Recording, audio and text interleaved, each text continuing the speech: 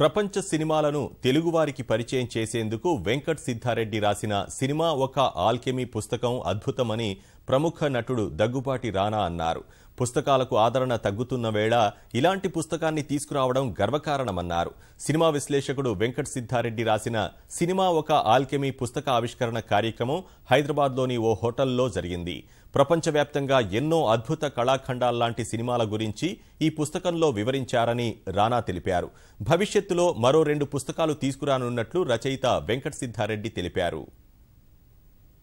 Cinema గురించి ప్రపంచవ్యాప్తంగా గొప్ప సినిమాల గురించి ఒక తెలుగు పుస్తకంలో ఒక తెలుగు రచయిత రాశారు. అండ్ ఈ పుస్తకం ఆల్రెడీ 1000 కాపీల పైన సేల్ అయింది.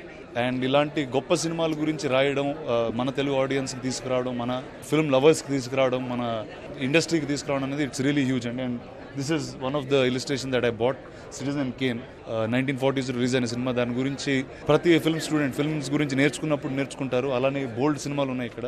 And I really want to congratulate Venkat for putting this great effort together. And I hope all of you read this book. And అంటే ఇప్పుడు ఇందులో ఒక తెలుగు సినిమా ఉంది. I'm hoping over the years there will be many more Telugu films on these walls. సినిమా ఒక alchemy ఎందుకన్నానంటే alchemy అయితే అంటే ఎలా ఒక మ్యాజికల్గా చాలా మంది అది కావాలని కోరుకుంటారో, ఒక సినిమాలో ఉన్న ఎసెన్స్ని ఒక 4-5 పేజెస్లో, అంటే ఇక్కడున్న మీరు చూసే చాలా సినిమాలు చాలా మందికి చూసే అవకాశం కూడా ఉండకపోవచ్చు. అంటే ఎప్పుడో 1948లో వచ్చిన యుక్రెయిన్లో వచ్చిన సినిమా గురించి నేను రాశాను. ఆ సినిమా చూసే అవకాశం లేని వాళ్ళకు కూడా ఈ వ్యాసం చదివితే you will know the essence. అంటే నేను రాసిన విజువల్ రైటింగ్ వల్ల కానీ, ఆ యూజ్ చేసిన పిక్చర్స్ వల్ల కానీ ఒక విజువల్ని ప్రజెంట్ చేయగలిగాము. సో అందుకే ఇది ఒక సినిమా ఆల్కెమీ అని ప్రయత్నం చేసాము.